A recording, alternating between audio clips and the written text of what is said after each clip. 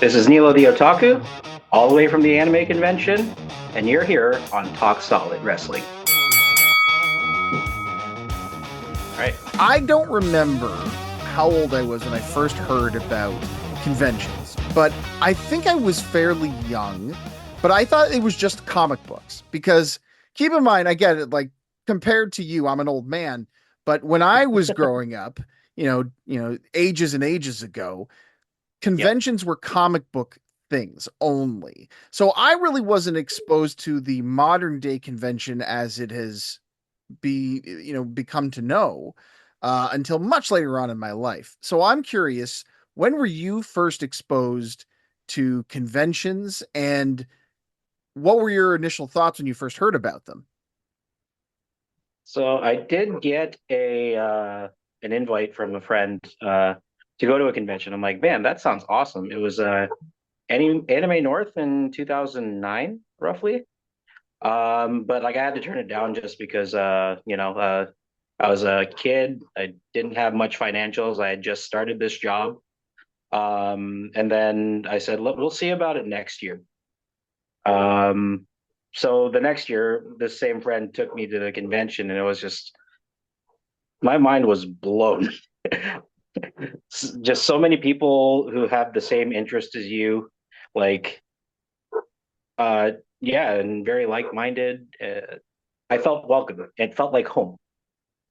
Do you remember what the first thing it was that you saw when you got to the fan convention? Because I didn't really end up going to one until later on, 10 years after you. So you went to your first one in 2009. I went to my first one in like 2019. And the Mhm. first thing that I remember blowing my mind was just the sheer scope of it all. Just seeing all the different vendors lined up in the main hall of the exhibition center. And I just couldn't imagine the scale of this thing. And that's kind of what first, took my breath away from going to it. What about you? Was it the vendor stuff? Was it seeing celebrities? Was it people in costumes? What was kind of the big thing that stuck out to you at first? So at my first convention, uh, the hotel was like a bit of a trek from the actual convention center.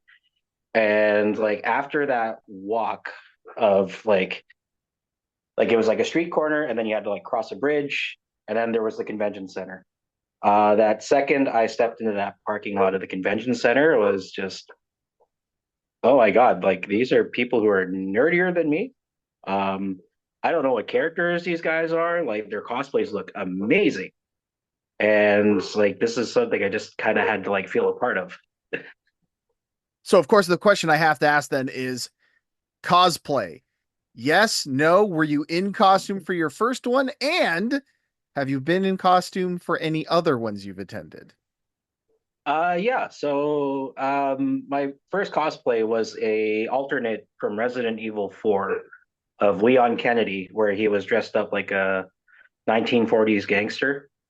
So I had like the fedora, I had the suit, I had a tie, and I had like a small little Tommy gun. But I still had my like skateboarding shoes on because because walking in dress shoes is very uncomfortable.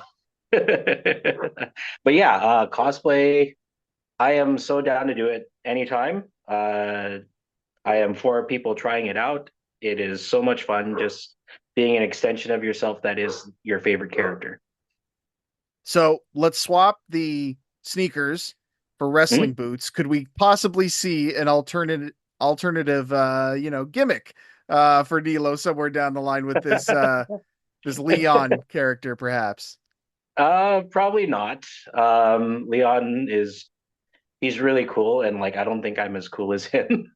Oh, sir, come on, don't sell yourself short, please. Come on.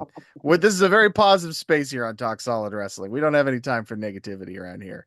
True, true. I think yes, because Nilo the Otaku is very much a convention goer.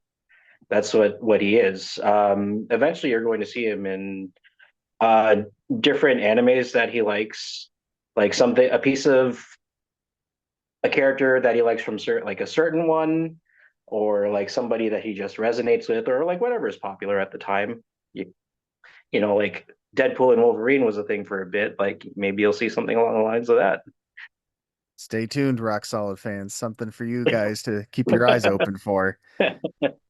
But I did not know that that was the genesis of the character. So that's really cool. So clearly going to the convention really had an effect on you to want to mold it into your persona. So talk about some of the aspects about the convention circuit, or at least going to these conventions, that really gets you excited, because they are multifaceted events. There's so much going on there.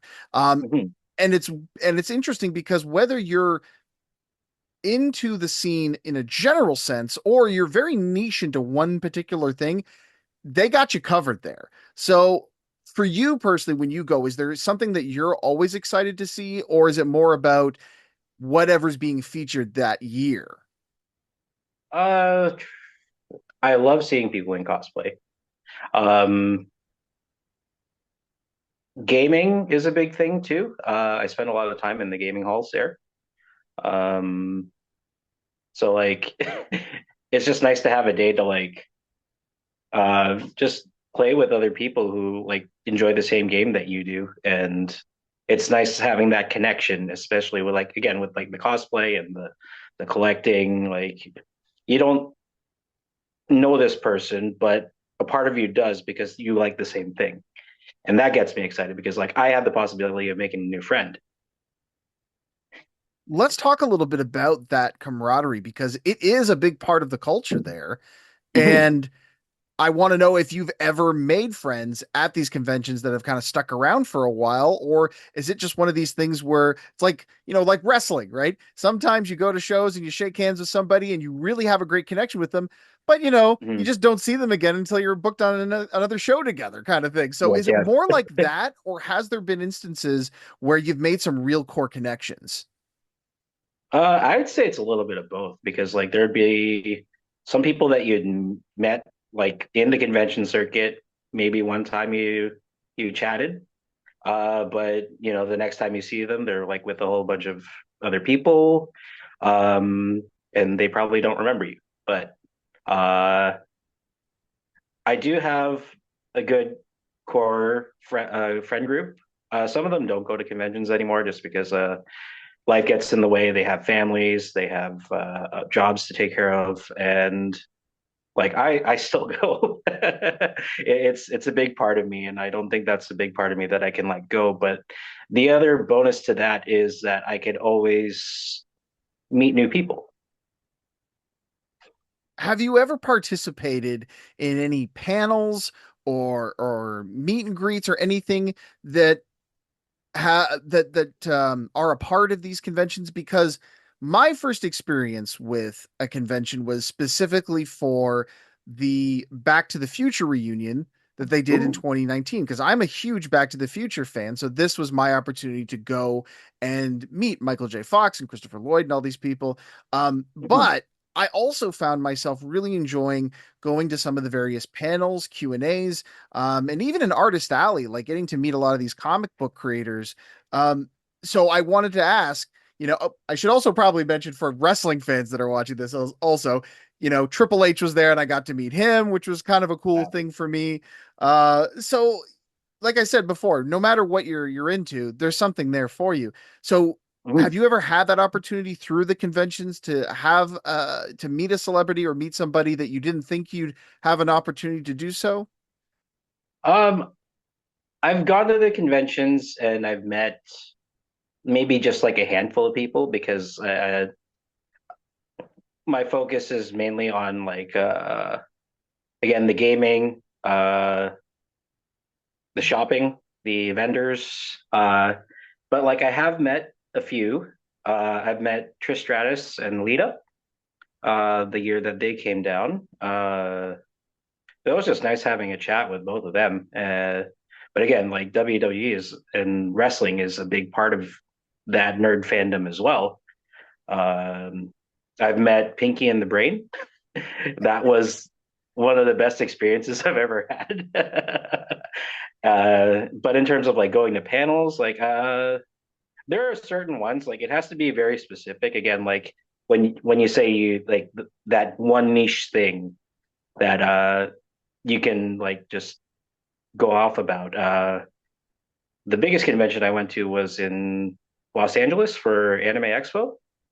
There was like a really hot phone game at the time called Bang Dream Girls Band Party, and I actually got to go to a panel with the lead actor in that one, which was really cool. But like, here's the thing too, is that when you meet these celebrities, it can get a little expensive at times. So like I try to be very, very careful on how I spend my money with that. That's something I wanted to ask you about because if you've been attending these since 2009, right? Mhm, The convention culture has changed a lot in that they've first of all become way more popular. mhm. But also, like you said, they've become a lot more expensive as well. Do you feel like there's a good reason behind that, or do you feel like maybe it's losing some of its soul a little bit now, and it seems to be more and more just about making a buck as opposed to the community aspect?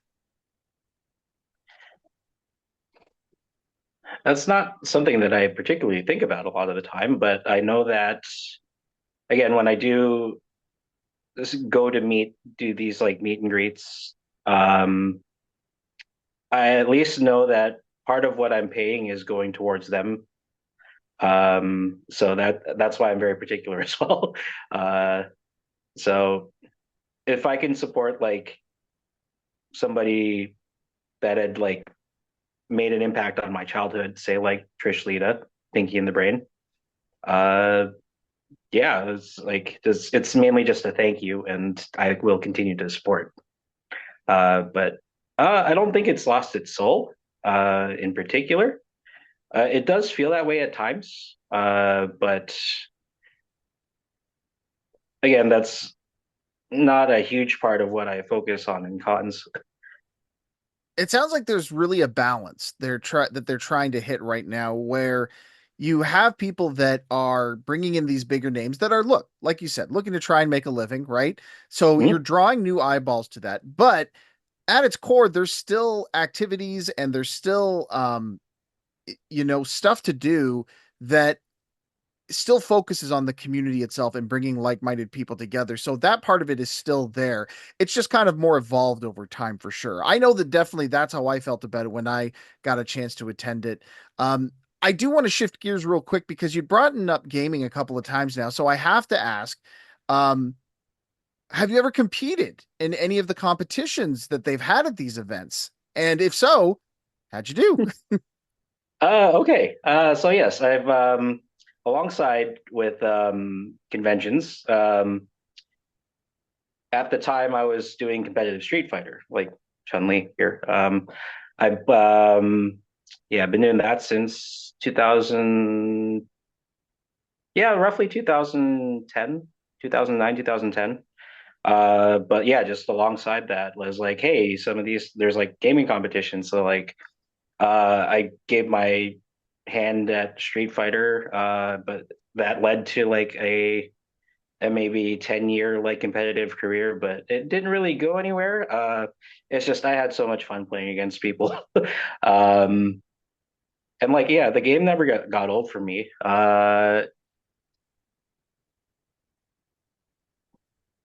And like I still technically compete, technically, because it's just not on that scale of like, hey, I found myself at conventions wanting to spend some time with friends.